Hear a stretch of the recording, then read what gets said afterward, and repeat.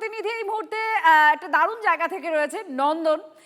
তো সেই নন্দনের কি ব্যবস্থাপনা রয়েছে আর কাদের সঙ্গে সুশোভন রয়েছে একটু কথা বলি। সুশোভন, বেশিরভাগ যারা তাদেরকে আমরা মেসি সাপোর্টারই পাচ্ছি, মেসি জার্সি পরে আছেন। অনেকে বলছেন যে স্পেনের জার্সি পাওয়াই যাচ্ছে না, সেই জন্য এই জার্সি পরেছেন।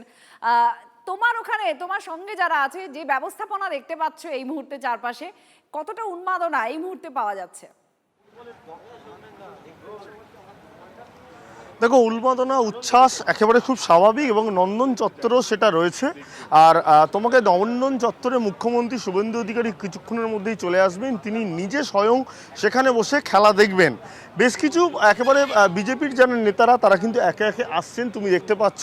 অর্থাৎ উন্মাদনা সেগুলো কিন্তু সবই রয়েছে। এবং আমি একেবারে দেখি এই তমগ্ন ঘোষ, তিনিও কিন্তু একেবারে জার্সি নিয়ে চলে এসেছে। আচ্ছা, আপনাকে একটা প্রশ্ন করি, দল নিয়ে বিভিন্ন কথা হয়, এই দল সেই দল, আজকে আপনি কোন দল? যে জার্সিটা নিয়েছি আর্জেন্টিনা সমর্থক। আজকে দেখুন, জন্ম থেকে মারাদোনাকে দেখেছি, তো মারাদোনাকে দেখার পর স্বাভাবিক পেলেকে দেখিনি, শুনেছি দারুণ প্লেয়ার ছিলেন, দেখিনি।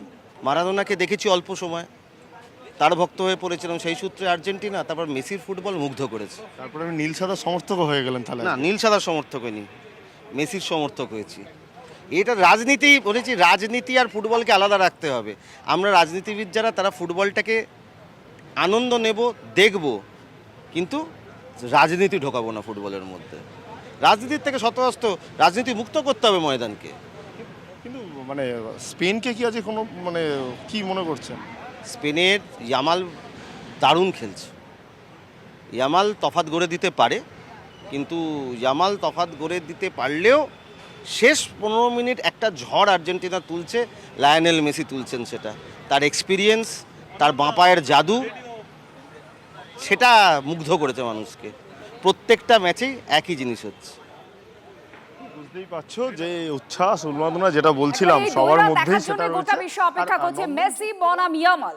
ইয়ামাল আর মেসির বয়সের পার্থক্য প্রায় 19 বছরের। দুই প্রজন্মের দুই মহাতারকা। ইয়ামালকে ঠিক এতটাই উচ্চমানের প্লেয়ার হিসেবেই সকলে বারবার বিবেচনা করছেন, মুগ্ধ করেছে ইয়ামালের খেলা।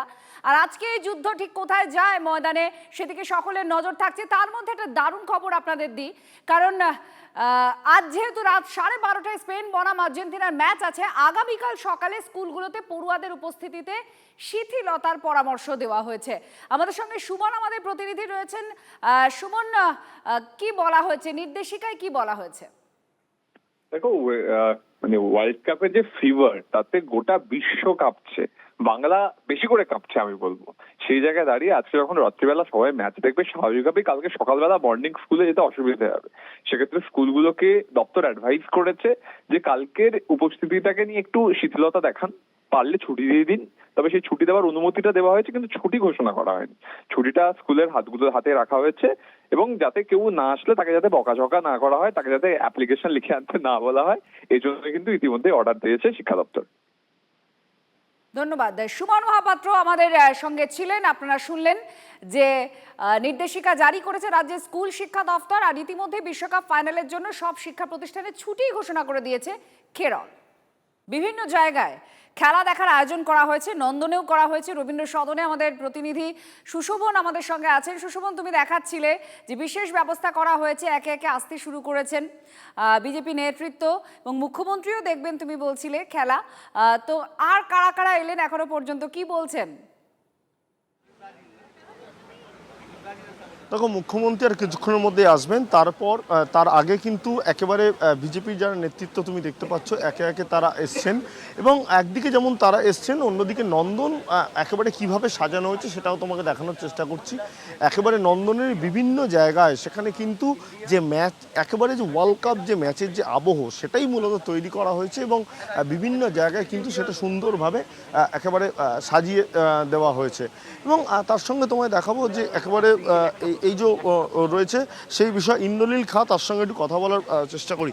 আচ্ছা, সেটা হলো একেবারে সুন্দরভাবে সাজানো হয়েছে, সুন্দরভাবে এই যে সাজানো হয়েছে, এই উদ্যোগটা মানে কি বার্তা? দেখুন, সব খেলার সেরা বাঙালি তুমি ফুটবল, আর সেই ফুটবল ওয়ার্ল্ড কাপ, আজকে ওয়ার্ল্ড কাপের ফাইনাল আজকে। সমগ্র পশ্চিমবঙ্গ জুড়ে যেভাবে উৎসবের একটা বাতাবরণ সৃষ্টি হয়েছে, সেক্ষেত্রে ইভেন কলকাতার নন্দনে আজকে সকলে মিলে সমবেতভাবে আমরা সেখানে আউটডোর ব্যবস্থা রাখা হয়েছে, ইনডোর ব্যবস্থা রাখা হয়েছে, সকলে মিলে আমাদের সম্মানীয় মুখ্যমন্ত্রী নিজে থাকবেন ফুটবল প্রেমীদের সাথে থেকে, তিনি ফুটবল ওয়ার্ল্ড কাপের ফাইনাল দেখবেন। তো আমরা ফুটবলারদেরকে উৎসাহিত করছি এবং আগামী প্রজন্মকে আমরা চাই এবং তার জন্য আমরা ব্যবস্থা বিভিন্ন আমাদের প্রক্রিয়ার মাধ্যম দিয়ে, বিভিন্ন ইনিশিয়েটিভের মাধ্যমে আগামী দিনে আমাদের বিশ্বাস যে আমাদের বাংলার ফুটবলাররা ইন্ডিয়ার জার্সি পরে বিশ্ব দরবারে ওয়ার্ল্ড কাপ খেলবে। কিন্তু আপনি আজকে কার জন্য গলা ফাটাবেন, আর্জেন্টিনা স্পেন? ইন্ডিয়া তো অবশ্যই, কিন্তু আজকে যে দুটো দলের মধ্যে খেলা হচ্ছে তাদের মধ্যে দুটোই আর্জেন্টিনা অ্যান্ড স্পেন দুটোই স্পোর্টিং নেশন। যেমন আমরা পশ্চিমবঙ্গকে বলি স্পোর্টিং স্টেট ইন ইন্ডিয়া, তেমনই স্পেন অ্যান্ড আর্জেন্টিনা একজন ল্যাটিন আমেরিকা, আর একজনও ল্যাটিন অনেক কিছুই আছে, তাদের ল্যাঙ্গুয়েজের মধ্যেও অনেকটা স্প্যানিশের সাথেও ল্যাটিনের মিল আছে। আর তার সাথে সাথে স্পেনে বার্সেলোনা ক্লাব, সেখান থেকে আবার মেসির আজকে যে জায়গায় এসছেন, তো ন্যাচারালি এদের দুজনের খেলাই খুব ইন্টারেস্টিং। এবং স্পেনও আজকে বিভক্ত হয়ে গেছে, তারা দুই ভাগে বিভক্ত, কেউ মেসিকে আজকে সাপোর্ট করবে, কেউ আবার স্পেনকে সাপোর্ট করবে। তো ন্যাচারালি আজকে দারুণ একটা ম্যাচ হতে চলছে। হোপফুলি আমরা বিশ্লেষণ ভালো করলেন, কিন্তু কাকে এগিয়ে রাখছেন? দেখুন, সংখ্যাতত্ত্বের দিক থেকে ডেফিনেটলি আর্জেন্টিনা এগিয়ে, বাট আমরা সবাই আন্ডারডগদের সাপোর্ট করি না। আজকে আবার আন্ডারডগ আছে স্পেন, যদিও সে আবার মানে একজন 1 আর 2, তো 2কে ন্যাচারালি অনেকেই চাই যে 2 আবার 1-এ আসুক। বুঝতেই পারছো যে একদিকে যেমন বিভিন্ন নেতৃত্বরা আসছে, তোমাকে যে কথা বলছিলাম, এবং তার সঙ্গে নন্দনের কিন্তু বিভিন্ন জায়গা সাজিয়ে রাখা হয়েছে।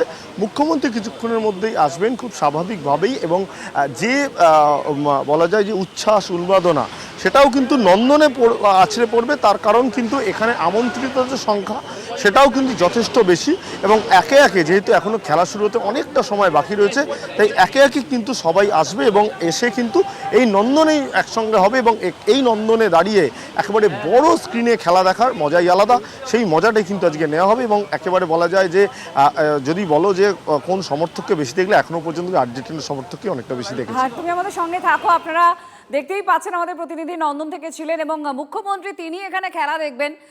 গোটা রাত জাগবে আজকে বাংলার মানুষ।